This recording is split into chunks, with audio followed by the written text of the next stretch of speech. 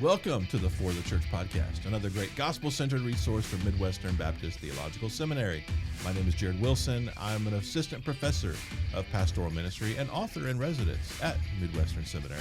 And I'm here as always with my friend and my colleague and my co-host, Dr. Ronnie Kurtz, assistant professor of systematic theology. You got it. All right. Yeah, you got it, man. Good deal. We were just talking about what a great idea it would be if we had some kind of pageant at Midwestern. You're using the word great there pretty loosely. Well, I thought it was great. You kind of looked at me like a dog looks at somebody when they're talking, trying to figure out, like, what does this mean? Not a beauty pageant. Yeah. We could do that, I guess, but Nope. come on, but a pageant of, like, who's the smartest or nerdiest theologian. And so you get all these guys who want to compete to kind of walk up on stage, and you kind of walk down the line and you test them with certain questions. You know, like in the Miss America stuff, they always have the questions. How would you solve world peace and those sorts of things? Yeah. We could do that with our guys and just have like rapid fire theological questions, and guys could represent their state or their city. Mr.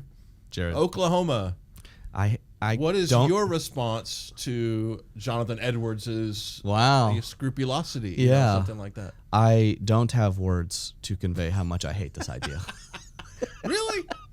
Yeah, it's terrible. Yeah. But Is it the one good thing, competition, or is it all like, of what it, is the it? whole showmanship, thing? the showmanship. platforming, the attention. Yeah. What the one good thing about this idea is you said we could get guys who want to compete, in this. Yeah. The one good idea is that would get all of the people who I know I'm not going to be friends with in one place. Okay. Because anyone who would want to compete Yeah. in something like that is probably someone I'm not going to hang out with. This is a different environment, isn't it? Like, you walk down the halls and you just hear these two guys walking by just casually. Yeah. And they're talking about, supralapsarianism or Yeah. something. And it's like, you don't hear this anywhere else. Yeah. And I thought, let's just have a Hunger Games style question and answer to figure out who is the top dog. Because if there's one thing that young men love to do, it's to size each other up and to compete. And in this environment, we were going to find out who's the real top dog. I literally have theologian. like all of my classes start with a lecture exactly against this. It can have a sash. You wear a sash that's like Mr. I feel more Mr. comfortable. Theology 2025. I feel more comfortable talking about UFOs. Okay. Well, Time for one of those famous Jared transitions. Well, I was trying to think of the transition as like you're asking questions Yeah. of these contestants Oh, in the pageant. okay. And it's a mailbag episode. Wait, does that mean we're the contestants? Maybe if we're so. doing I a don't mailbag know. episode. I think you should have no problem in a pageant because you have zero notes. You basically walked up and said, "I don't have anything. I'm just going to freestyle it." And I thought, only a smart guy or someone who thinks Who they're perceives smart, themselves, yes. would approach the topip that Yeah. way. I, on the other hand, have to have some notes here so I can Hey, remember. to each his what's own. going on. I have some notes. Okay. You have the ultimate note. That's right. Well, this comes from Ralton on Facebook. Ralton says, with the recent seeming resurgence of young men interested in the church and in things of faith, what recommendations or suggestions do you have in order for churches to engage them in a way to keep them gospel focused? Great question, Ralton on Facebook. I've actually thought quite a bit about this myself. Then but I start us wonder if off. you want me to start off? Yeah. Well, we have at Liberty Baptist Church, we have seen a resurgence of young men. Yeah. We've had, good number of young men in our church for the last 10 years, as long as I've been there. But we've begun to see, yes, young men maybe from unchurched backgrounds or who are maybe what we would call de-churched, teenage guys, sometimes with even from unbelieving families and things like that. Guys bringing their, girlfriends, and we've seen, in a representative way, but perhaps a small way, what seems to be a larger trend, which is there are more and more younger men, Gen Z, who are going back to church. Yeah. The question we have to ask ourselves is, why are they doing that? And the speculation, I think, has been this is part of a political resurgence of political conservatism among young men. I think there's likely overlap that makes sense that conservatives are religious, and if you see by and large, and if you see, or at least more interested in religion, a resurgence in conservatism among young men, you would see a resurgence of religion in young men. But I think it's in some ways what we hope that they're looking for is a search for meaning, the meaning for their life. What kind of ambition should I be about? Ralton's question is really, I think, a helpful directive for us to not just enjoy that young men are showing up, but to think of this as a stewardship. Yes. How do we keep them gospel focused? I see a lot of chatter online about how we've got to keep these young men by feeding them the kind of political red meat, because that's why they're coming. I don't perceive that that's why they're coming. They may enjoy that may resonate with them.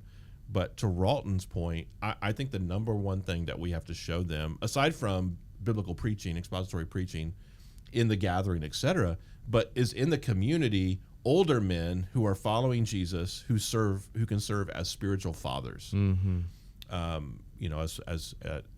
Paul, wrote to the church, you've had many guides in the faith, but few fathers. Yes. And I think just as important as these guys showing up and hearing expository preaching that culminates in Jesus Christ is to see spiritual fathers in the church, that there are disciplers, that we're not content to just serve as sort of an attractional repository for young men who are interested in Christianity now or religion now, but that we actually are prepared to show them what it looks like to be a godly husband and a godly father and a godly employee and all those sorts of things, which does not seem to me, an overarching concern when I look at how to steward young men online. Yes, right. That's exactly right. Yeah. I agree with every word of that. That's exactly how I feel. We see it at Emmaus as well.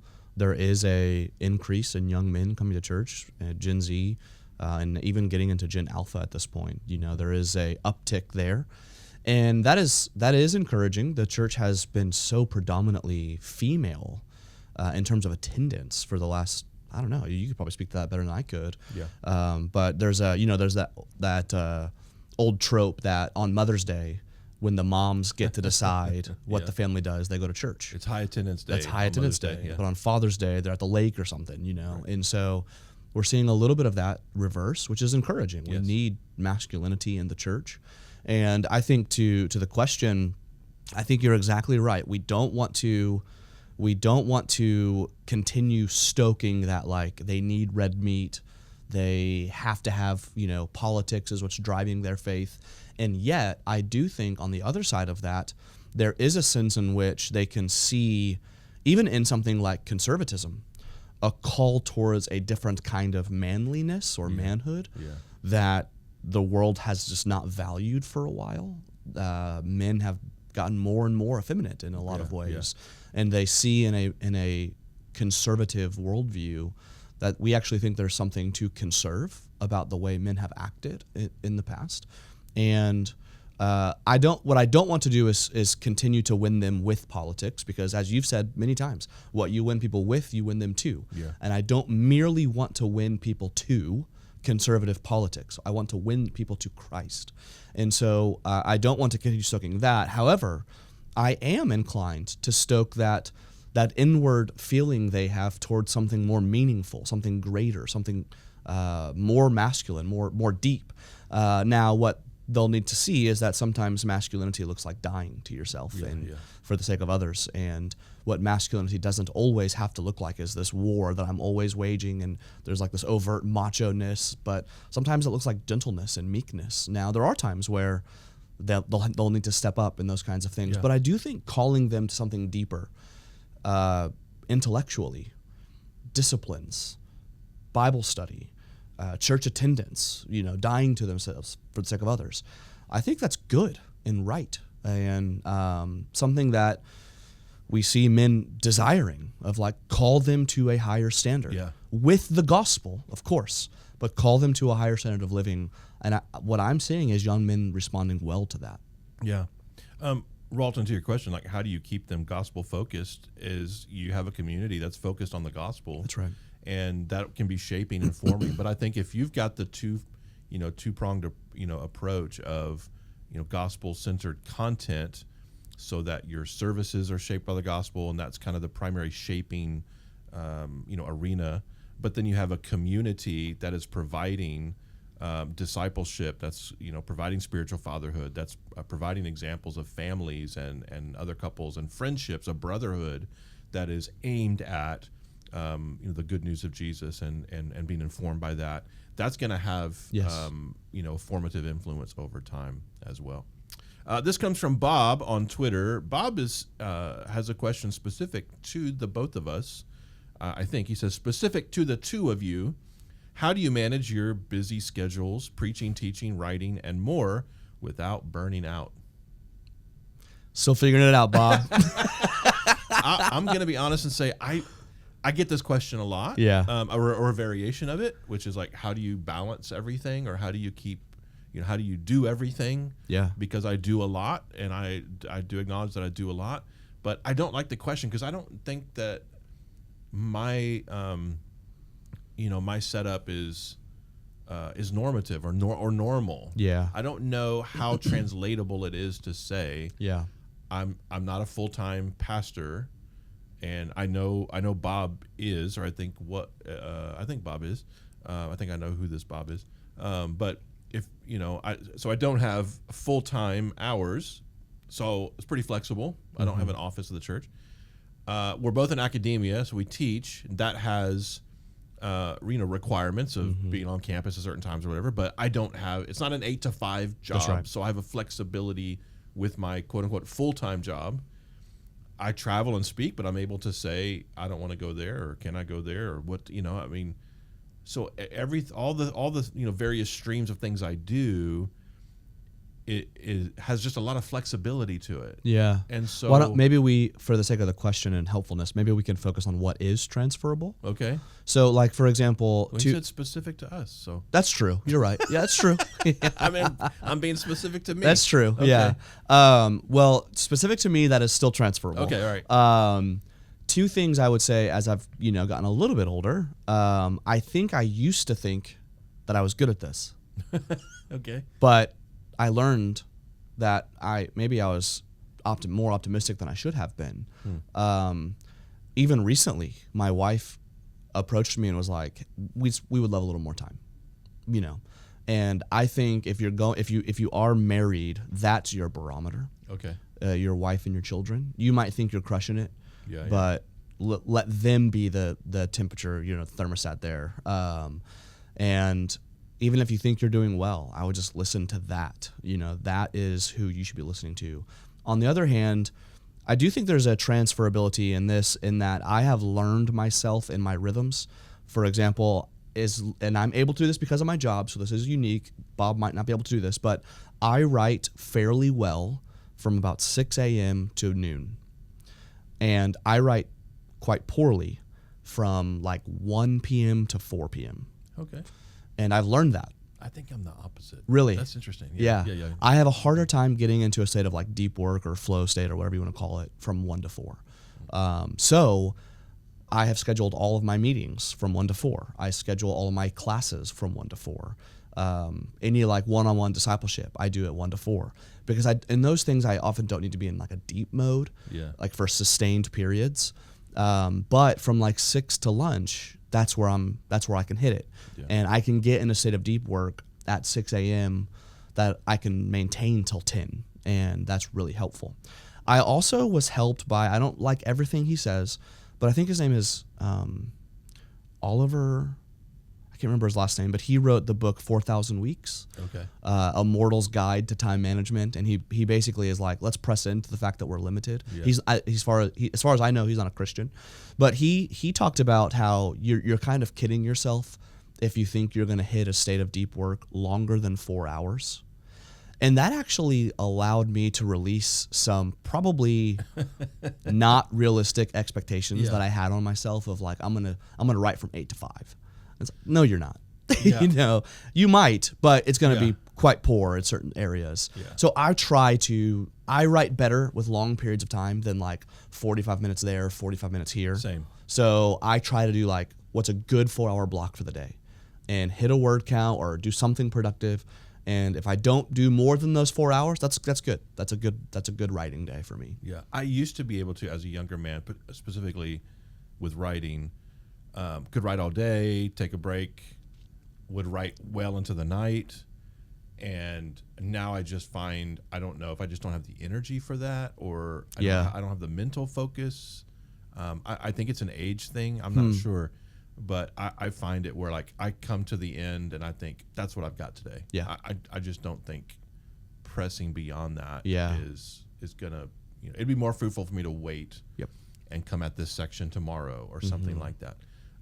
But I'm the opposite. Like it takes me a while to wake up. So even if I get up early, I'm usually not all there mentally for another hour or so, And so the kind of early morning stuff, I usually like to be pre-thinking. So things That are makes brewing sense. in my head before, and then it's into the afternoon, or maybe mid-morning's probably better, but into the afternoon that I can, really kind of get a flow going. Some traction. Yeah, when I was a full-time pastor, this is more along kind of what you were saying that might be transferable to Bob, I'm not sure.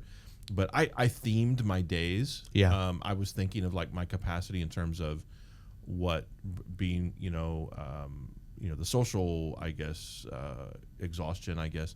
And so Mondays I would be admin days, and Tuesdays would be counseling, discipleship days, and visitation days, and Wednesdays would be sermon prep days, and Thursdays would be fun meeting days, discipleship and those sorts of things, meeting with other pastors. And that was helpful to me. But I think maintaining a day off, so even in my busy schedule now, the reason why it's hard for me and not transferable perhaps is because for me, like, weeks are so different. Yeah. I usually have the tent poles of I'm preaching Sunday morning. If I have a residential class, I'm teaching on a Thursday morning or a Tuesday morning or something like that. And so I have those things to work around, but my schedule could be different week to week. I'm out of town one week and not the next week and all those sorts of things. But it's important for me to say there's at least one day a week I'm doing nothing. Yeah. So maintaining that kind of rhythm of Sabbath, whether you're a strict Sabbatarian or not, but just it's a good, healthy pattern to work several days and not work one day, and then work several days and not work one day. So having those breaks is really, I think helpful. All right, this comes from Bobby on Facebook. From Bob to Bobby. Yeah, Bob to Bobby. Bobby says some churches use a pastoral model where there is no lead pastor, and the elders rotate preaching regularly, sometimes weekly, sometimes monthly, etc. Can you discuss the potential benefits and negative aspects of this model? So not the benefits and cons of being elder-led or not. Yeah, no, it's the idea like there's no lead pastor. Okay, more of so a we are shared elder-led, team. but there's not a first among equals kind of a thing. Right. Okay. Yeah. Well, what I find interesting about the question, because Liberty Baptist Church does not have a lead pastor, we have a shared pastoral model, but we do not have the pastors rotating regularly. So I would be the primary preacher. Yeah. I don't know if you'd call that the lead preacher or something like that. So I'm doing most of the preaching. We're not in a regular rotation, but we do not have a lead pastor, so to speak. But we did have, in the interim between, so we had a lead pastor in the time between that and and what we have today. We were without a lead pastor, and we did have elders rotating through where you could come. Literally, you could come 5 weeks in a row and hear 5 different preachers. Yeah. I would say the one drawback, and I'll hand it over to you to speak. The one drawback that for that that I can think of is it was just hard to, in some ways, build momentum. Yeah. I think there's a benefit to it, the theoretical benefit, at least for us, because we continued to grow even during that period. And I remember asking, prospective members in membership interviews, like, don't you want to wait till we hire a lead pastor? Like, don't you want to wait till we hire like the guy who's going to be preaching every week? Because you don't know who's going to be preaching every week. That's right. We know this is a temporary thing where every week is a different preacher. And they said, no, like, we love the church, the community. And it told us that people were won to a kind of preaching, not to a particular preacher. I think that can be really healthy. We still thought the benefits of having a primary preacher outweigh the potential drawbacks there. And I just think a consistency in voice kind of helps you build some momentum, some leadership momentum, even in terms of growth of the church and having a consistency of tone and those sorts of things, I think that can be helpfully, formative, I guess. Yes. For the church. Yeah, I totally agree. I don't think there's like a thou must do this. Yeah. Now, I do believe in a plurality of eldership, of course. That's my ecclesial conviction. A couple of things I would say pro and con. Like even for you guys, you might not be the first amongst equals, but I'm interested in even how you would respond to the idea that like by gravity, whoever is in the pulpit is the lead guy in the eyes of the congregation. Yeah. There's a little bit of like, that's my preacher, that's my pastor, I'm sure there are some who kind of feel that way and think that way, and I see it more from newer people. Yeah. Who they either assume, because I'm the one who's been preaching the last 4 weeks that they've attended, I must be the lead pastor, or sometimes that they'll makes say sense. The pastor, Yeah, because they're from a That's church right. background that has the pastor, and I have to say, well, I'm one of the pastors, that sort of thing.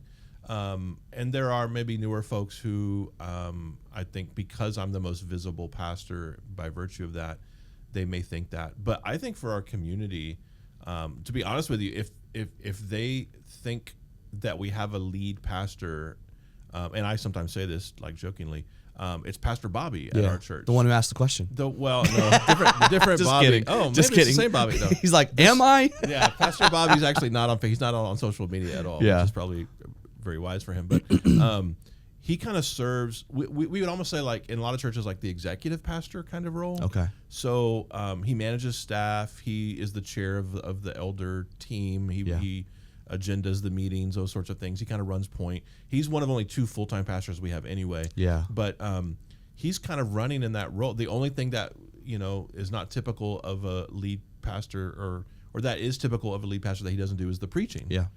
But he's doing everything else. So it's almost like, I think people recognize, Bob, I hear from Bobby more than Jared. And I hear from, he's running communication and in members meetings, he's speaking more and those sorts of things. That makes sense. So I think for our community though, I think at least for us, Okay. they That's good. don't look at me as the lead pastor, I don't think. Yeah, I think the other pros and cons, like the pro of having one person relatively consistent. I actually don't think it should be like a 52 weeks. There's a person.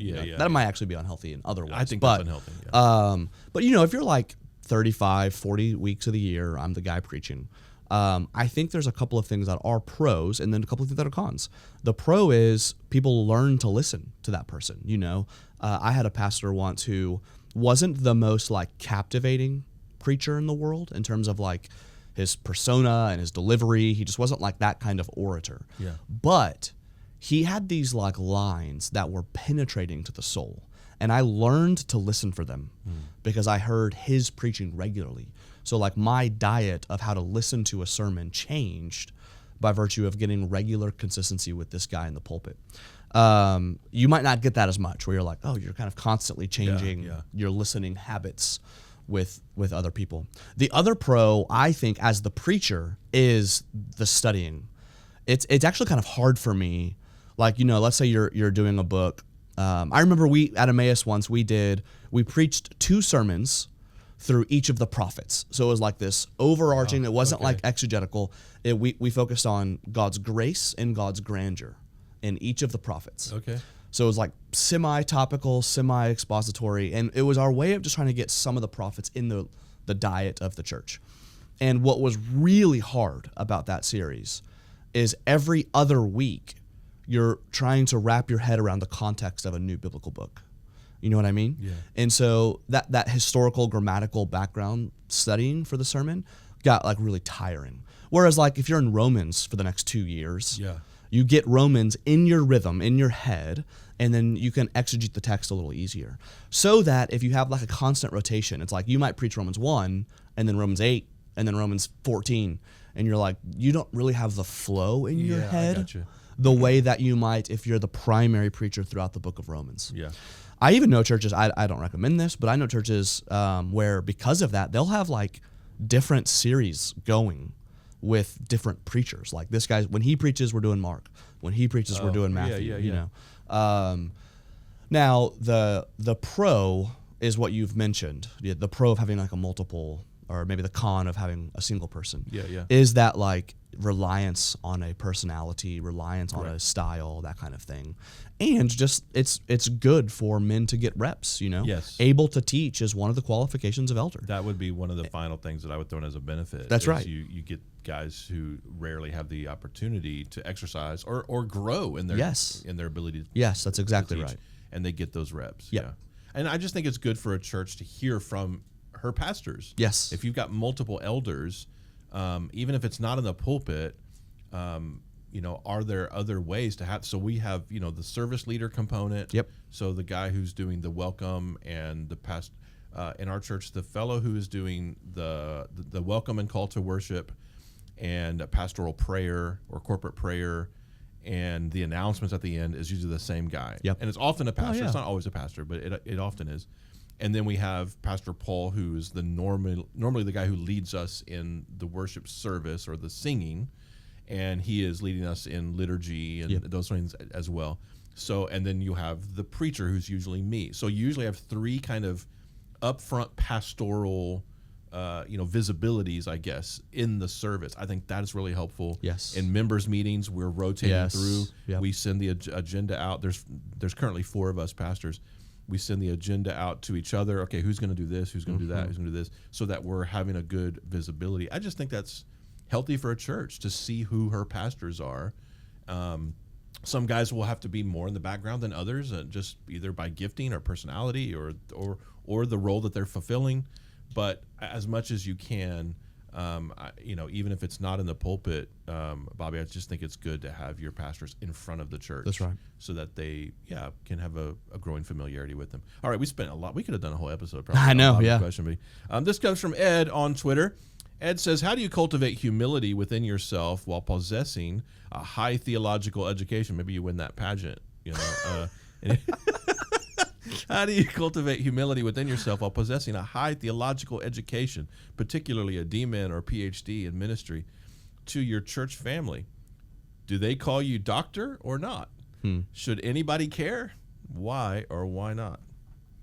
This comes from Dr. Ed Romine, actually. Oh, So nice. that's the Ed. Yeah, I on love Twitter that. asking the question. Yeah. This is a funny question because is it C.S. Lewis who said something like humility is the Probably. thing that goes away as soon as you start talking about it? Yeah, that's right. That's right. Yes. Yeah. Or I think Yeah. I'm sure I butchered the quote, but Yeah. how do you stay humble, Yeah. Dr. Kurtz? Well, yeah. With Good having question, with Dr. having a high Wilson. theological education. Yeah, I mean, I obviously value theological education. It's something I've given my life to. But what I have found, and I know this isn't the case for everyone, but what I have found is the more that I learn, the more that humility is rooted. Because, with every door you open theologically, you recognize, there's 6 more doors in this room, And so there's almost this, like, you might have seen this like meme where it's the bell curve of a theological student, where it's like you first get into it and the bell curve starts to rise and you're like, I know a lot. And it gets to the point where you're like, I know everything. And then it peaks and you're starting to learn. Yeah. But then you learn how much you don't learn and you're like, I know nothing. And you're like, you get to this pit of despair of like, I thought I knew everything. I actually know nothing, and I'm relatively agnostic about everything. And then eventually you land to like, I know something, And wisdom is getting to where it's like, I don't know everything. I know something. That's a good chart of getting older too. That's exactly Yeah, right. yeah, Yes, that's right. And I just, I tell my students all the time, theological wisdom is not microwavable. This is a long game. Theological wisdom often only comes with age and suffering, as we see in the scriptures. And hopefully part of a formal doctoral process or a formal theological education is, you come face to face with the incomprehensible God and you say, who am I? That's when a good theologian starts to spring up. So hopefully the theological process in itself does this for you. Now, there is going to be some semantics and kind of what he's mentioning about like, does your church call you doctor? We're in a weird context where I would guess 80% of my church knows me as Ronnie, but we're in the unique context where I have students in my church. Right. Yep. For them, this is probably the only ones where this question's weird, where it's like, I don't really feel comfortable calling you Ronnie, but it also feels weird calling you Dr. Kurtz, Yes. in church. And I'm happy for people to call me Ronnie. I do I'm a little bit more old fashioned in terms of I like the respectability of offices. And I think there's something lost when we get so casual. There's no distinguishing between, expertise and non. But my personality is going to be bent towards call me Ronnie. Yes. So, for me, I had professors, I was their pastor and they were my professor. And I would rather err on the side of respect. So I, as a student, would call them Dr. So-and-so. But now as the one with the PhD with students in my church, I don't care. I feel the same way. In this environment, and I'm a new doctor, so I'm still kind of even adjusting to some of that as well. In this environment, it would make sense. I would even introduce myself maybe as Dr. Wilson, or I would say that, but at the church, I'm Jared, or I love Pastor Jared. Yes, I don't require Amen. that anybody call me that. But especially, when the kids, call you Pastor Jared, so no requirement. I still want my wife to call me doctor. Yeah, Dr. she's not. Wilson, just once. Not yet. No. And in a scenario, I want to be checking into a hotel. Yeah. And You've said this, yeah. And have her say something like, the doctor and I would like a room on the. Yeah. That's all I want. And she won't do it. But nobody else. I don't care if anybody else does it or not. Here's my answer to your question, Ed. How do you cultivate humility? Be known. Yeah. Regardless of what they call you, that's a whole, it's a related question, but not the central question. How do you cultivate humility? I think you have to be known. If you're worried about your image, your reputation, a particular facade, academically respectable or whatever it is, it's going to be harder to do that. You'll be constantly worrying about your position, how you look, how you come across. But the more you're in community groups and opening up about your life and sharing your testimony, the more you're discipling other, other men. All these scenarios, dinner parties. So tomorrow night, our church has the Lottie Moon chili cook-off, right? And I'm making a chili to compete in the cook-off. And there's just something about that environment, just being with the family, in a potluck. That's right. I mean, it's the kind of thing. No one cares if you have a PhD when you're at a chili kickoff. You're just Jared there, and I think Ray Ortlund once said, "You can be impressive or you can be known, but you can't be both." Yep. And I think he's somewhat wrong in that I find it really impressive people who are willing to be known. Yes. Willing to get vulnerable. Yep. That to me is impressive. But I know what he means. Yes. From our own perspective, you can be impressive or you can be known. And I just think we got to opt for being known. Amen. As much as possible. Okay, this comes from Jared on Facebook, not me. You just type your own questions. Jared says, do you have any tips on how to effectively preach on special occasions such as Christmas or Easter, or at large one-off events? He mentioned someone who recommends preaching without notes on special occasions so as to be more engaging, and asked if we've ever tried this.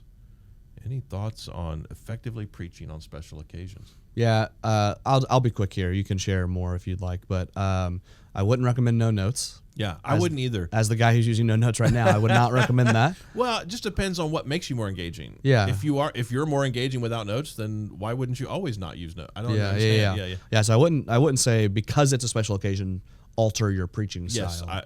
Yes, totally agree. I would say special occasions are can be really meaningful, and you should be sensitive to that. I think something modern preachers often can lack is they have the ability to exegete a text but not a people. And there is real emotions tied to ceremonial events, whether they're silly or not. Mother's Day means something different to some people, and that's good to be attuned to. I think there are times in which you should probably just keep going with your exegetical sermon series that you're doing and keep expositing the next text. And there are some times when it's totally fine to break from whatever exposition you're doing because of the special ceremony. But you have to be wise in knowing when that is. I would just say the only thing I would change if you're doing hey, this is a unique special thing, tomorrow night, our church does. It's become a tradition. We're a younger church, and so a lot of our people leave on Christmas Eve. And so Christmas Eve services are are pretty low attendance for us because people are going back to their homes. Yeah. But we do this new thing called the Eve of the Eve. And it's become like a fun celebration on December 23rd. Okay. We have like what most churches would have on a Christmas Eve service. Well, we have that coming up soon, but at the time of this recording. And our lead pastor, Tyler, is going to preach the way Tyler preaches, but it'll be a little bit shorter. There'll be more kids in the room. It's just not totally a normal service. So that would be the one thing you might want to change, is like a longer sermon or a shorter sermon. But I would say be you, be faithful, and preach the word. Yeah, I mean, the idea isn't that it's so radically different from what you normally do that even if visitors come and enjoy it, they would have a culture shock if they come the next week. And that was totally different. Yeah. But I do think being more mindful of visitors, particularly on these holidays. That's right. I don't know about large one-off events. If you're thinking of events where there may be visitors, like conferences or revival, what we used to call revival meetings, or those sorts of things, I totally understand that. But like evangelistic events. But think of Christmas and Easter along those lines as well. You've got people who aren't normally in church, typically in most churches, who will come to church. And so it doesn't need to be radically different from what you normally do. It just needs to be mindful that you have got guests there, probably more than usual. To some extent, these are things that I think good preachers are thinking through every week as well. Like, how do I make sure I speak to the unbeliever in the room? The worship gathering is not for the unbeliever, but you want to be hospitable. You want to be welcoming. You want to even evangelistically address certain objections that may come up to the text, anticipate those things, to answer questions. Don't assume that everyone in the room all believes and knows the same thing. And so you want to have in mind the unbeliever or the immature believer who may need some more hand-holding. And so at Christmas, Easter, and other holidays, you may have a larger percentage of those folks. So that might mean for their capacity to be most hospitable to them, maybe you preach 5, 10 shorter, fewer minutes. Mm-hmm. Maybe you have more sort of illustrative content that kind of helps you, reinforce your point. Those are the ways to think through being, I think, engaging. But I wouldn't necessarily try to switch up too much, content-wise, so it's radically different than what you do every week. And I certainly, if you're normally a notes preacher and that's working for you, you're at your best when you do that. Like, I know for me, I have to have a manuscript to sound like the best version of me. Mm-hmm. So to get rid of that, thinking I'm going to be more engaging, it would be so much more unpolished. Mm-hmm. I would be chasing rabbit trails. I'd probably be preaching too long, because I used to preach, before manuscript. That's what happened when I preached from notes and outline. Right. It was a mess. So, don't do anything that's going to be outside your norm in that way. Okay, final question. This comes from Jason on Twitter. Jason asks, and I'm going to kick this question over to you because you read a lot of fiction. I've not read much fiction this year. That's a shame that I have. But what's been your favorite fiction read of 2025? Yes. We should just do an annual fiction episode. Okay. It's like a year in review of fiction. This year would be a bummer because I've read Fellowship of the Ring. That was a reread.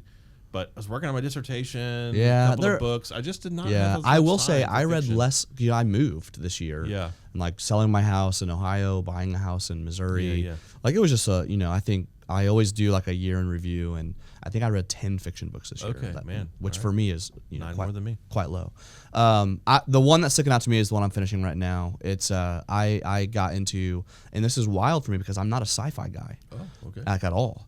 And this is like low sci-fi, if you can even count it that. But I'm finishing volume 2 in James Eilington's Hierarchy series. Okay. So the first is called The Will of the Many. The second is called The Strength of the Few. Those books took off on like Goodreads and Book Talk and those kinds of things. So they're wildly popular right now. I just saw yesterday Sony announced that they bought the rights to them to make movies. It's going to be a quadrilogy. It is the most fun I've had reading a fiction series since like Harry Potter when I was a kid. Wow. Okay. Yeah, it's that good. What's the general premise? Sci-fi? Yeah, the general premise is it's a low sci-fi, but the general premise, and I don't want to give too much away, but it's kind of an outcast young boy who is rebelling against something he finds to be unethical in his society, and his choice to do so causes him a lot of problems, and he's being thrown into the middle of this society, and he's got to kind of navigate his way through without ceding his will, is what he calls it, but without giving up his convictions. Okay. And so kind of everybody wants to use him because he's uniquely talented in a lot of ways. And it's hard to know who's the bad guy and who's the good guy in their wanting to use this young guy. But man, it brings like it's like Hogwarts and Hunger Games comes together in a lot of ways. So okay. It actually takes place at a school, and like, what's the name of the series again? it's called the Hierarchy series. The Hierarchy series. Yeah. Okay. The reason it's called Hierarchy is because there's this thing called will is a really big part of the story, and there's levels to the hierarchy in society. So people like the lowest rung are called Octavi. They're level 8, and they have given their will, which in the book kind of resembles like strength and intellect and power. They've given their will to the next level. Okay. And so like there's some people who have like the strength and intellect of like 100 people below them. And so this young boy refuses to cede his will. The guy at the top of the pageant. Would have the strength, have the knowledge of everyone below It's them. like a gut punch every time you use the word pageant. So yeah, I would say that's probably the best fiction I've read this year. Okay, Hierarchy series. Thanks so much, Jason, for that question. As always, if you've got questions for us for the mailbag episode, we're always looking. You can certainly reply on social media, but we have an email address. You can email us at mailbag@ftc.co. mailbag@ftc.co. Don't forget to leave off the M. It's not a .com. It's .co. And as always, if you enjoy the podcast, dear listener, thank you for spending your time with us. Give us a good review if you don't mind. Ross isn't here anymore. He was really the kind of hard-nosed guy on the reviews. That will not be me. And that's not you. That's and not it's me. not really me either, but I'll just, if I could virtually twist your arm, we have not had a review since, I think, October. That's or maybe probably my early fault. November. It's not your fault. It's because, Ross, he was a taskmaster with those things. So I'm going to give you a guilt trip. Why are you enjoying this content like a freeloader without giving us a good review? So get on Spotify, Apple Podcasts, YouTube, wherever you watch or listen to your favorite podcasts, and give us a good review. And until next time, may Jesus be big in your church.